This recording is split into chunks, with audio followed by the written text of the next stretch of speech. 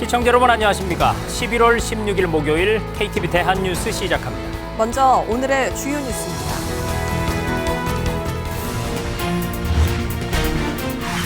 윤석열 대통령이 에이펙 정상회의가 열리는 미국 샌프란시스코에 도착했습니다. 첫 일정으로 동포들을 만나고 이후 에이펙 부대 행사인 CEO 서밋에 참석해 공급망 회복력 강화를 강조했습니다. 2024학년도 대학 수학 능력 시험이 전국에서 일제히 치러졌습니다. 출제위원장은 킬러 문항 없이 공교육 내용만으로 변별력을 확보할 수 있도록 출제했다고 밝혔습니다. 공교육 과정에서 다루는 내용만으로도 변별력을 확보할 수 있도록 출제하였습니다.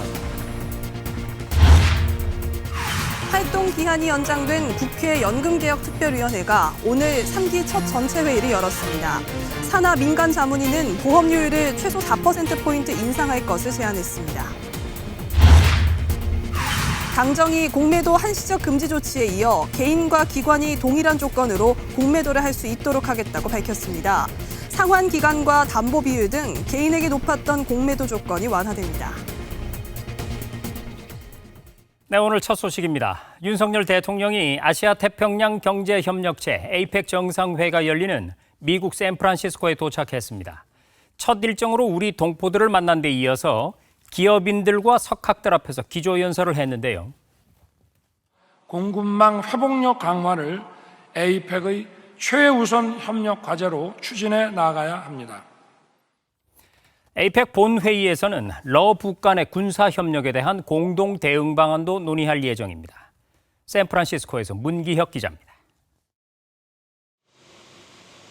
윤석열 대통령이 아시아 태평양 경제협력체 에이펙 정상회의가 열리는 미국 샌프란시스코에 도착했습니다. 윤 대통령은 현지 동포들을 만나는 것으로 첫 일정을 시작했습니다. 샌프란시스코 방문의 첫 일정으로 여러분을 뵈니까 정말 힘이 납니다. 이어 에이펙 부대 행사로 영내 기업인과 석학 등 1,200여 명이 참석한 CEO 서밋에서 기조연설을 했습니다. 윤 대통령은 에이펙이 중심이 돼 세계 경제의 연결성을 강화해야 한다고 밝혔습니다. 먼저 다자무역 체제 수호자로서 에이펙의 역할과 위상은 계속 확대돼야 한다며 영내 공급망 연결성 강화를 강조했습니다.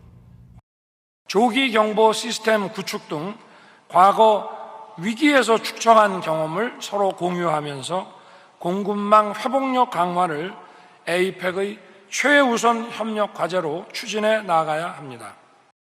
아울러 디지털의 상호 연결성이 강화돼야 한다며 이를 위한 새로운 보편적 규범과 질서가 필요하다고 말했습니다. 마지막으로 에이펙 미래 세대 간 연결성을 확대해야 한다며 영내 청년 과학자 교류 이니셔티브를 새롭게 제안했습니다.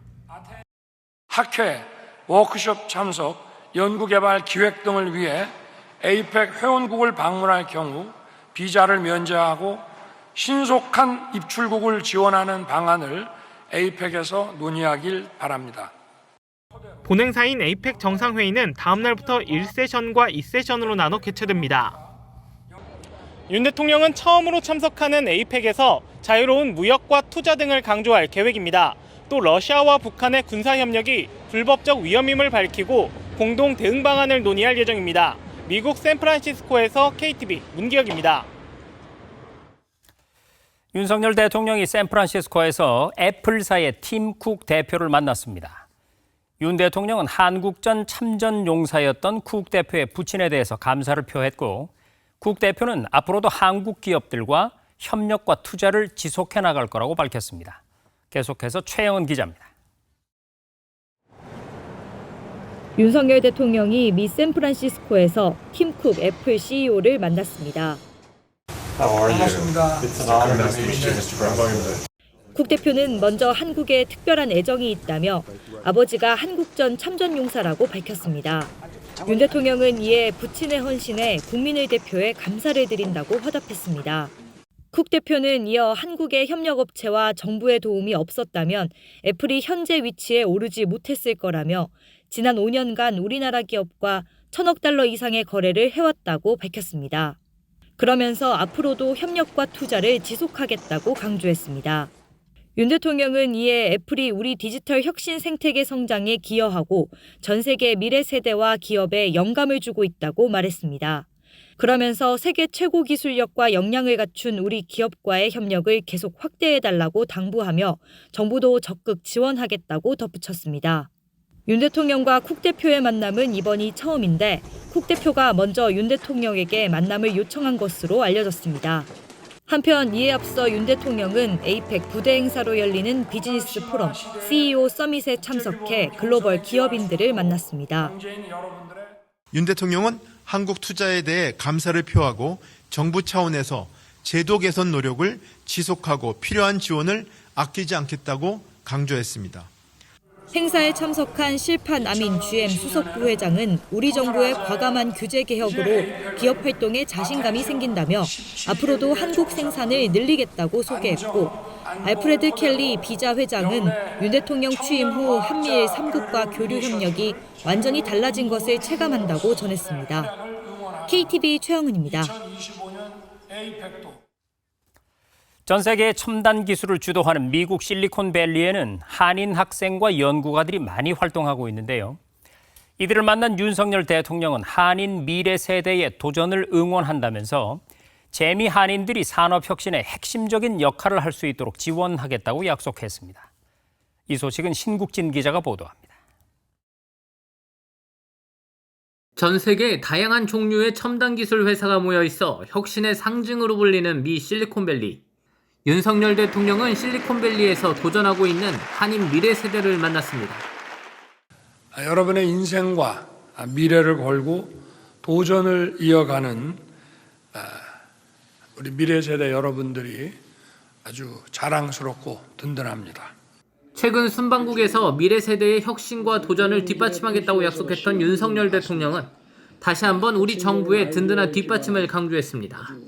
윤 대통령은 최근 기술 경쟁 첨예화, 디지털 심화 시대 진입 등 글로벌 환경이 급변하는 상황에서 우리나라의 해외 진출 스타트업 가운데 37.6%가 북미로 진출하고 그중 절반 정도가 실리콘밸리로 진출하고 있다고 설명했습니다. 그러면서 우리 기업 지원을 위해 이곳에 센터를 운영 중인 13개 기관의 정보를 한 곳에서 확인하도록 정부 포털을 구축하겠다고 약속했습니다. 또한 한인 미래 세대가 핵심적 역할을 수행할 수 있도록 정부 차원에서 국제 공동연구와 인력 교류 프로그램을 확대하고 실리콘밸리 디지털 기업에 대한 지원 체계 강화를 약속했습니다. 우리 기업들이 필요로 하는 각종 서비스가 맞춤형으로 지원될 수 있도록 시스템을 잘 만들어 나가겠습니다. 서로 협력해서 여러분들이 더 큰 성취를 이뤄내고 또 글로벌 무대에서 아이디어와 열정으로 도전해 주시기를 바랍니다. 한편 이날 행사에는 실리콘밸리 주변에서 활동하는 과학기술과 디지털 분야 기업 연구자와 학생 등 재미 한인 미래 세대 100여 명이 참석해 의견을 나눴습니다. KTV 신국진입니다.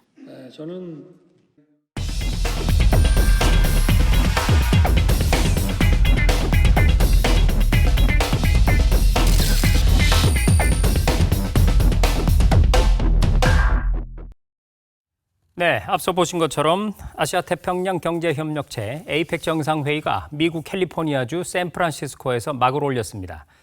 특히 오늘은 미국과 중국 간의 정상회담이 열려서 세간의 이목을 끌었는데요. 자세한 소식을 취재 기자와 함께 알아보겠습니다. 조태현 기자, 정상회의 일정이 시작됐는데 먼저 이번 회의의 이 핵심 쟁점은 어떤 것들인가요?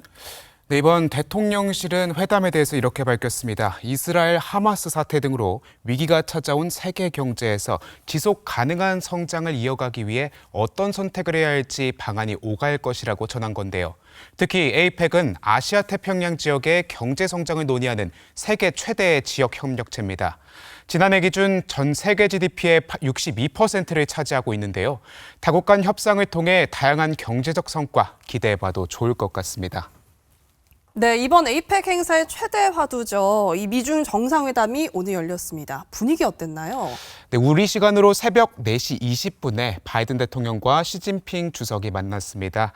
에이펙 정상회담장에서 40km 정도 떨어진 캘리포니아 파이롤리 에스테이트에서 만남이 이뤄졌는데요.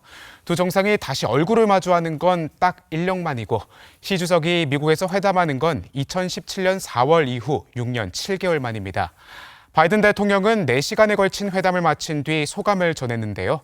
두 사람이 해온 대화 중 가장 건설적이고 생산적인 대화였다고 언급했습니다. 자, 이른바 G2, 그러니까 세계 2강의 만남인 만큼 회담 결과가 세계에 미치는 영향이 굉장히 클 텐데요. 어떤 결과가 나왔습니까? 네, 가장 눈에 띄었던 점은 군사 대화 채널이 다시 복원됐다는 점인데요. 작년 8월 낸시 펠로시 당시 하원 의장이 대만을 방문한 적이 있습니다. 이에 화났던 중국이 한 라인을 끊어버렸습니다. 그런데 이번에 회담을 통해서 양국이 한 라인 복원에 합의한 겁니다. 중국이 현재 공석인 국방부장을 새로 임명하는 대로 로이드 오스틴 미국 국방부 장관과 만나기로 하는 등 군 고위급 소통을 재개하기로 했습니다. 군사대회 재개는 그동안 미국이 의도치 않은 무력 충돌을 막기 위해 꼭 필요하다고 주장해온 내용인 만큼 양국 간 긴장 완화에 기여할 것으로 기대됩니다.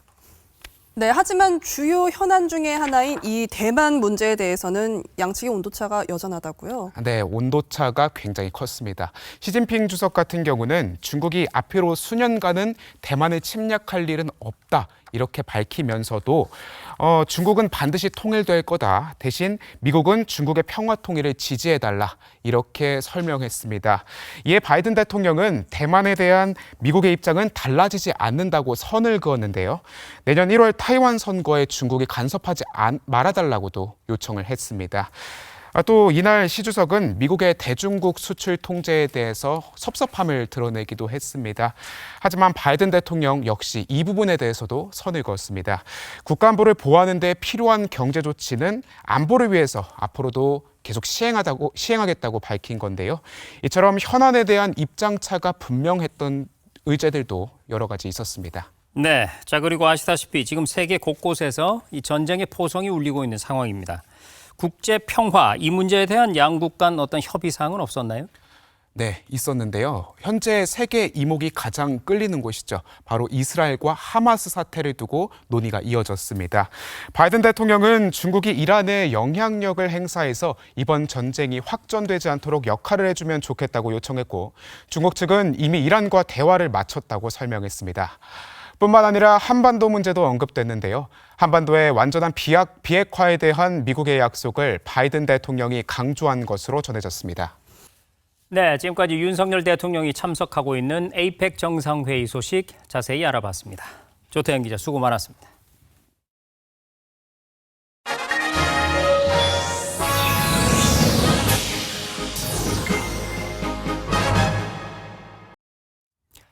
(2024학년도) 대학 수학능력시험이 전국에서 일제히 치러졌습니다. 이번 수능은 정부가 초고난도 문항인 이른바 킬러 문항 배제 방침을 밝힌 이후에 시행된 첫 시험인데요.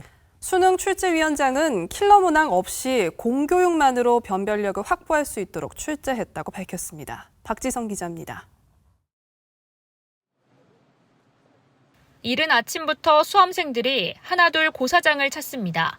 가족들은 수험생을 격려하며 교문 앞에서 발걸음을 떼지 못합니다. 2024학년도 대학 수학능력시험이 전국 1000여 개 고사장에서 일제히 시행됐습니다. 코로나19 발생 이후 치러지는 네 번째 수능으로 강력한 방역 조치는 사라졌지만 올해도 시끌벅적한 응원전 대신 차분한 분위기 속에 입실이 진행됐습니다.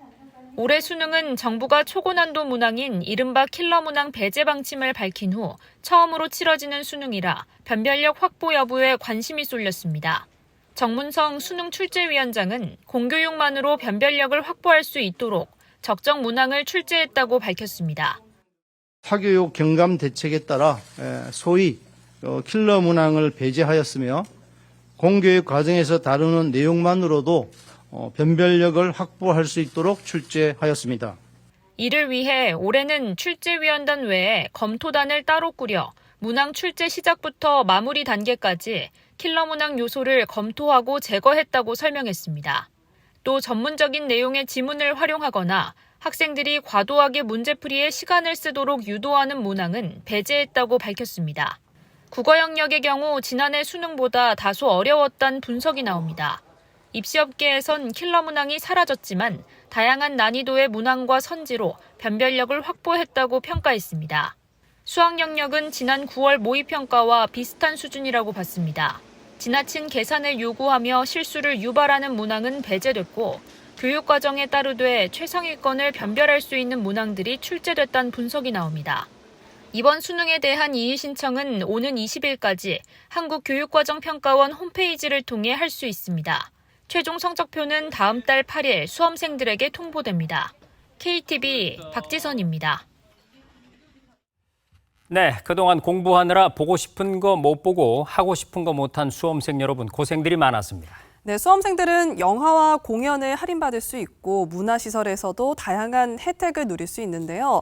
다만 수험표가 필요하다고 하니까 버리지 말고 챙기시기 바랍니다. 김창규 기자입니다. 지난한 수험 생활에 마침표를 찍은 학생들. 각종 문화 행사를 즐길 때 챙겨야 할 준비물이 있습니다. 바로 수험표입니다. 수험표나 학생증을 제시하면 할인된 가격으로 영화를 관람할 수 있습니다. 전국 영화관에서는 관람권을 최대 8,000원 할인하고 팝콘과 음료 3,000원 구매권을 제공합니다. 겨울철 열리는 축구, 농구, 배구 등 프로스포츠 경기도 12월까지 무료 입장 또는 최대 50% 할인된 가격에 즐길 수 있습니다. 수험생 본인과 동반 1인 대상입니다. 제주 티웨이 항공 등 국내 저비용 항공사도 항공운임을 최대 25% 할인하고 호텔 레스토랑도 수험생 프로모션을 준비하는 등 다양한 행사로 그동안 공부에 지친 수험생의 마음을 위로합니다. 문화체육관광부도 전시와 공연 혜택을 준비했습니다. 그간 쌓인 피로를 조금 푸시면서 또 일생에서 사실은 문화가 굉장히 삶의 동반자가 될 수 있거든요. 그래서 그런 삶의 동반자를 만나는 기분으로 다양한 문화 혜택을 누려보셨으면 좋겠습니다. 국립중앙박물관은 수능 수험생 대상 기획전시 무료 관람 혜택을 제공하고 청와대는 연말까지 수험표가 있으면 사전 예약 없이 현장에서 바로 입장할 수 있습니다. 또 예술의 전당은 29일부터 다음 달 8일까지 연극 돌아온다와 오페라 마술피리를 신청 학교에서 상영하고 수험표 지참 학생에게 공연 반값 할인도 제공합니다. 한편 교육부는 연말까지 마약 온라인 도박 예방 교육과 금융 교육을 강화하고 학생 안전 특별기간을 운영해 안전사고 예방과 학생 보호에 나섭니다. KTV 김찬규입니다. 국회 연금개혁특별위원회가 첫 전체 회의를 열고 정부가 마련한 국민연금 개편안을 보고받았습니다. 이 자리에서 민간자문위원회가 보험료율과 소득 대체율에 대한 보다 구체적인 수치를 제시했는데요. 이혜진 기자가 전해드립니다. 지난달 27일 정부는 국민연금 종합운영 계획안을 마련했습니다. 오는 2055년이면 곡간이 바닥난다는 국민연금 재정추계 결과를 바탕으로 재정계산이 자문안과 국민 의견을 수렴해 검토한 정부안입니다. 노후소득 보장 강화, 세대 형평과 국민 신뢰 제고, 재정 안정화, 기금 운영 개선, 다층 노후소득 보장 정립 등 5대 분야 총 15개 과제를 마련하였습니다. 이 정부안엔 국민연금 제도의 지속 가능성을 담보하기 위해 내는 돈, 보험료율의 점진적 인상이 불가피하다는 당위성이 제시됐습니다. 하지만 보험료율 인상에 구체적 수치는 포함되지 않아 이 정도 내용으로는 국민을 설득하거나 실질적 대안을 내기 어렵다는 지적이 제기됐습니다. 연금 개혁의 공은 이제 국회로 넘어갔습니다. 활동 기한이 내년 5월 29일까지로 연장된 국회 연금개혁특별위원회는 3기 첫 전체 회의를 열어 국민연금 종합운영 계획안과 특위사나 민간자문위원회 활동 결과를 함께 보고받았습니다. 자문위는 이 자리에서 구체적인 보험료율과 추후 받을 돈, 소득 대체율이 담긴 두 가지 개혁안을 제시했습니다. 현재 국민연금 보험료율은 9%, 소득 대체율은 42.5%입니다. 이를 기준으로 자문위가 제안한 1안은 보험료율 13%와 소득 대체율 50%로 노후소득 보장에 무게를 두었습니다. 2안은 보험료율 15%에 소득 대체율 40%, 재정 안정화안입니다.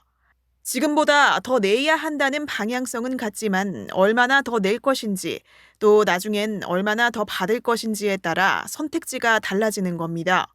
이번 전체 회의를 시작으로 연금 개혁 주요 쟁점별 논의가 다시 본격화됩니다. 연금특위는 정부 계획과 자문위 개혁안을 바탕으로 이르면 이달 중 공론화위원회를 구성해 연금 개혁 이해 당사자인 노사 의견을 수렴합니다. 이런 공론화 과정을 거쳐 내년 5월 말까지 최종 개혁안을 도출할 계획입니다. KTV 이혜진입니다. 정부와 여당이 공매도의 한시적 금지 조치에 이은 후속 대책을 내놨습니다.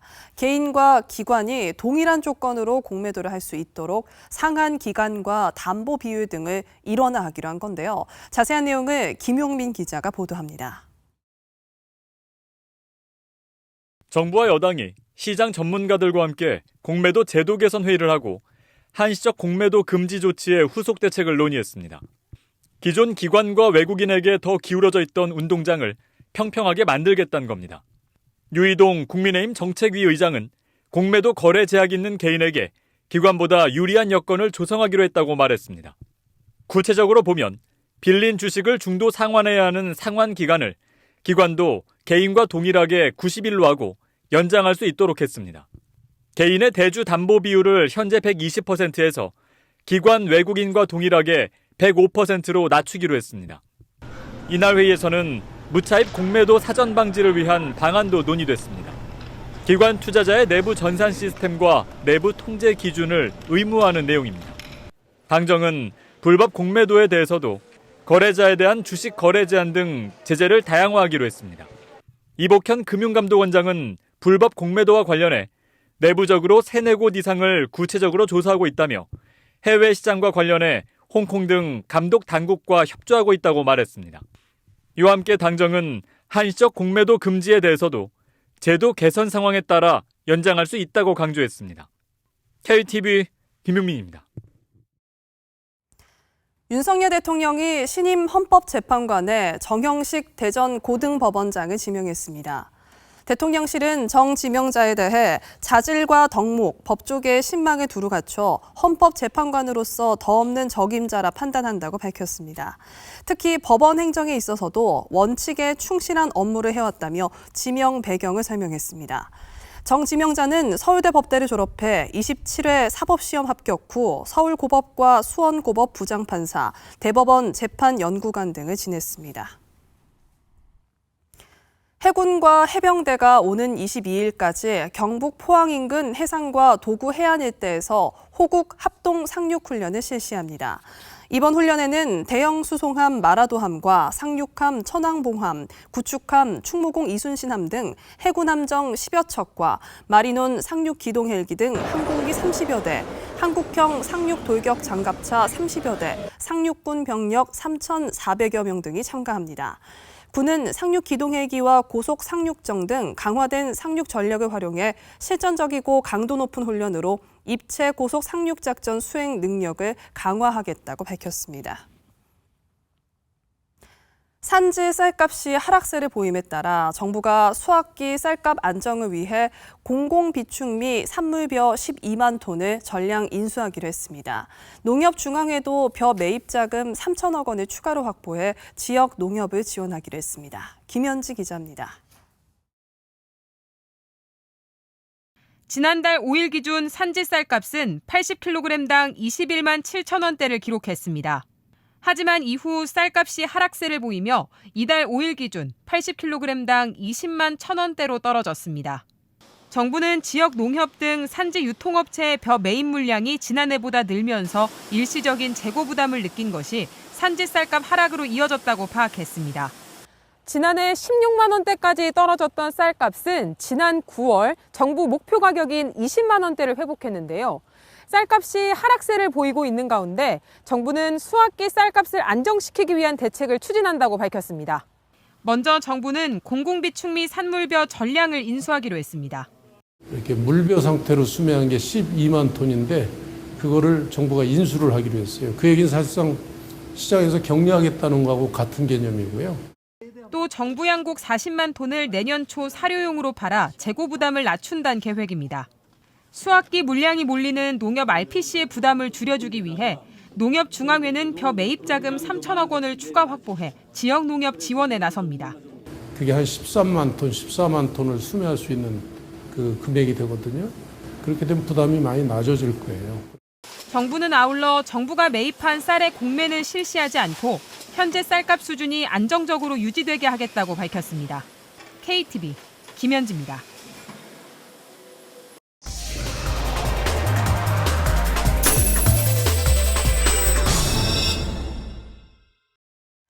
대전의 금강 제1철교는 하루에도 열차가 140번을 지나갑니다. 철교 옆 아파트 주민들의 소음 피해가 이만저만이 아닌데요. 국민권익위원회가 현장 조정회의를 열고 주민들을 위한 해결책 마련에 나섰습니다. 최다혜 기자가 취재했습니다. 대전의 한 아파트. 아파트에서 약 300m 정도 떨어진 철교 위로 열차가 지나갑니다.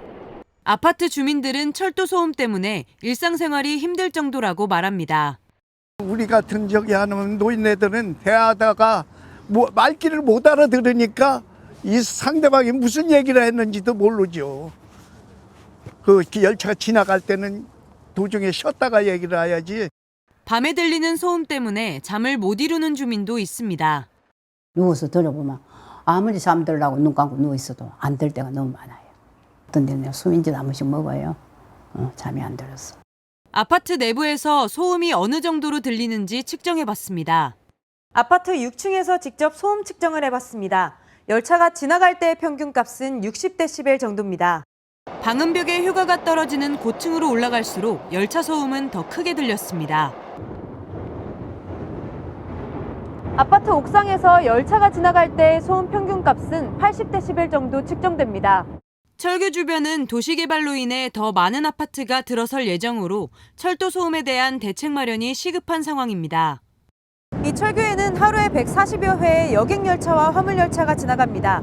이 지역 주민들은 철도 소음 저감 대책 마련을 위해 국민권익위원회에 집단 민원을 제기했습니다. 국민권익위원회는 지역 주민들과 국가철도공단, 한국철도공사 등 관계기관과 현장조정회의를 개최했습니다. 권익위의 조정안에 따르면 국가철도공단은 2024년까지 금강 제1철교가 전국 철교 개량 계획에 반영될 수 있도록 개량 계획 수립 용역을 실시하기로 했습니다. 단기적으로 취할 수 있는 소음 저감 대책이나 아니면 방음벽 등등의 어떤 조치들을 할 겁니다. 그리고 장기적으로는 국가 전체 어떤 철도 사업에 편입을 시켜서 좀 다른 유도상화나 아니면은 좀 더 근원적인 그 소음 저감책이 있는지를 한번 살펴볼 생각입니다.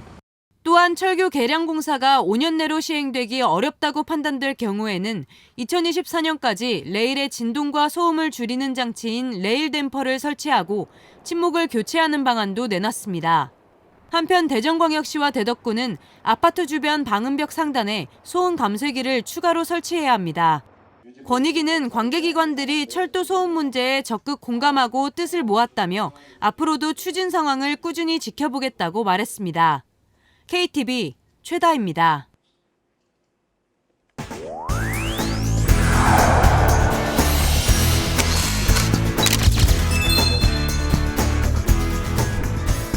야근을 안 하면 근로자에게 유리한 제도이지만 직장에서 야근을 안 시킬 리가 없다. 이 포괄임금제에 대한 푸념글은 직장인 커뮤니티에서 어렵지 않게 찾아볼 수 있습니다. 어느 직장인은 회사가 포괄임금제를 운영해서 이 야근을 해도 돈을 안 준다, 이 공짜 야근 너무 화가 난다며 울분을 토하기도 했는데요. 실제로 고용노동부가 최근 발표한 설문조사에서도 이 장시간 근로가 발생하는 이유 중 하나로 포괄임금제 오남용이 꼽히기도 했습니다. 실 근로시간을 정확하게 예측하기 어려우니 임금에 미리 수당까지 포함해서 주는 게 포괄임금제의 핵심입니다. 그런데 늦은 밤까지 무리하게 일을 시켜놓고 포괄임금으로 줬으니 더 이상의 수당은 없다며 근로자에게 공짜 야근을 강요한 일부 기업의 행태가 문제를 키웠습니다. 설문에서 연장근로에 대해 포괄임금을 받는다고 답한 근로자는 약 30%, 이들 중 약정 시간보다 실 근로시간이 더 길다. 그러니까 공짜로 야근을 했다고 답한 근로자는 20%에 달했습니다. 결국 현장에서 일부 기업들이 포괄임금을 공짜 야근의 수단으로 악용하고 있는 셈인데 정부가 이를 막기 위해 팔을 걷어붙였습니다. 지난 3월부터 신고센터에 접수된 포괄임금 오남용 의심 사업장 87곳을 상대로 감독을 벌인 결과 이 중 64곳에서 이 수당을 미지급한 사실을 적발한 겁니다. 근로자들이 일을 하고도 못 받은 수당은 26억여 원에 달했습니다. 해당 사업장에는 위반 사실의 경중에 따라 곧바로 형사조치와 과태료 부과, 시정조치 등이 내려졌습니다. 이정식 고용노동부 장관은 국회 대정부 질문에서 포괄임금제는 저임금 더하기 장시간 노동이라고 생각한다며 포괄임금제의 문제에 대해서 인정을 했습니다. 정부는 앞으로 포괄임금제에 대한 감독을 강화해 출퇴근 기록을 더 투명하게 관리하고 이를 근거로 근로자가 일을 하고도 수당을 못 받는 일은 없애겠다고 밝혔습니다. 이 같은 정부 노력에 힘입어 앞으로는 산업 현장에 일한 만큼 공정하게 보상받는 관행이 자리 잡기를 기대해 봅니다.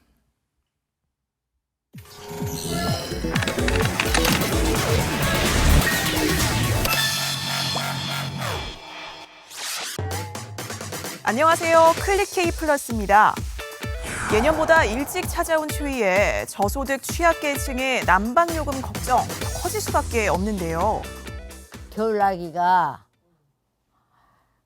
힘들지. 왜 그러냐면 연탄값도 오른다 하고 전기값도 오른다 하니까.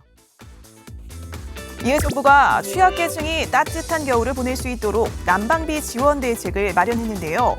자세한 내용 알아보도록 하겠습니다. 먼저 취약계층에게 냉난방 비용의 일부를 지원하는 에너지 바우처의 지원 금액이 2배 넘게 인상됩니다. 에너지 바우처는 생계와 주거, 의료, 교육급여 수급자 가운데 노인, 영유아, 장애인, 임산부, 한부모 가족 등 에너지 취약계층에 지급되는데요. 1인 세대는 11만 8천 원에서 24만 8천 원, 4인 세대 이상은 28만 4천 원에서 59만 7천 원을 받게 됩니다. 동절기 에너지 바우처는 오늘 12월 29일까지 주민등록상 거주지 읍면동 행정복지센터에서 신청하면 되는데요. 이렇게 신청한 에너지 바우처는 2024년 4월 30일까지 사용할 수 있습니다. 에너지 바우처는 자동으로 요금 차감을 받거나 국민행복카드를 발급받아 직접 등유와 연탄 등을 구입할 때 사용하면 됩니다. 또한 연탄과 등유를 사용하는 취약계층 지원을 한층 강화했는데요. 등유를 쓰는 취약계층 지원금은 31만 원에서 64만 1천 원으로 오르고요. 연탄을 사용하는 취약계층 지원금은 47만 2천 원에서 54만 6천 원으로 상향돼 있습니다. 지원을 받고자 하는 가구는 주민등록 주소지 읍면동 행정복지센터를 방문해서 신청하면 되는데요. 등유 지원금의 경우 카드사에 전용 카드를 신청해 발급받아서 현금 대신 사용하면 되고요. 연탄을 사용하는 가구는 전자카드로 연탄 쿠폰을 받은 후 현금처럼 쓰면 됩니다. 단 에너지 바우처와 중복 신청이 불가능하다는 점 유념해 두셔야겠습니다. 이와 함께 가스나 공동건물 온수 등 이런 방식으로 난방하는 기초생활수급자와 차상위 계층에게는 요금 할인 방식으로 최대 59만 2천 원이 지원되고요. LPG를 사서 난방하는 기초생활수급자와 차상위 계층도 최대 59만 2천 원까지 난방비를 지원받을 수 있습니다. 만약 LPG 난방비 신청 가구 중에 에너지 바우처를 받고 있다면 59만 2천 원에서 바우처 지원액을 제외하고 지급될 예정인데요. 예를 들어 동절기 에너지 바우처 33만 5천 원을 지원받은 2인 가구에는 59만 2천 원에서 33만 4,800원을 차감한 25만 7천 원이 지급됩니다. 정부는 이런 난방비 지원에서 소외돼 겨울철 한파에 고통받는 취약계층이 없도록 할 계획인데요. 취약계층이 빠짐없이 난방비 지원을 받을 수 있도록 우편, 문자 등을 통해 홍보를 한층 강화하는 한편 가스요금 할인 직권 신청을 위한 법률 개정도 조속히 국회를 통과할 수 있도록 노력하겠습니다. 갑작스런 추위에 몸도 마음도 얼어붙는 요즘이죠. 취약계층 난방비 부담을 덜어주기 위해 정부가 대책을 마련한 만큼 꼼꼼히 살펴보고 지원 혜택 꼭 받으시길 바랍니다.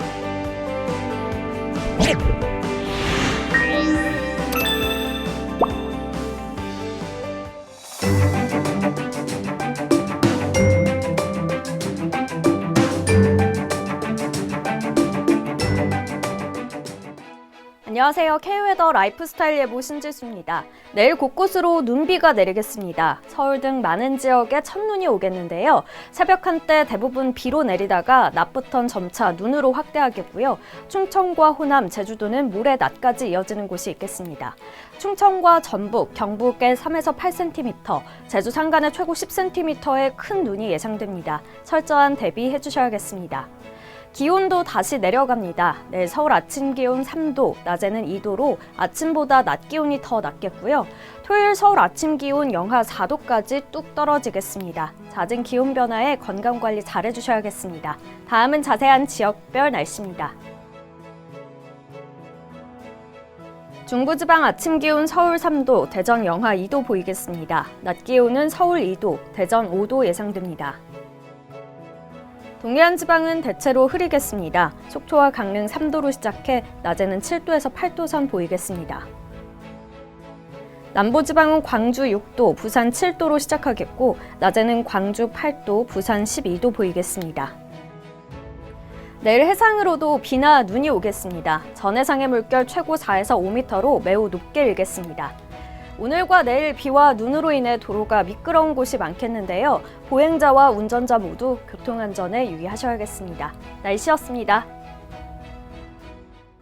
네, 한 정신과 의사의 연구에 따르면 우리는 고등학교 때 성적보다는 그 당시에 쏟았던 노력을 더 오래 기억한다고 합니다. 이제 수능 성적보다 그동안 노력했던 자신을 토닥여주는 시간이 됐으면 좋겠습니다.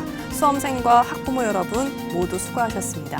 KTV 대한뉴스 오늘 저희가 준비한 소식은 여기까지입니다. 시청해주신 여러분 고맙습니다.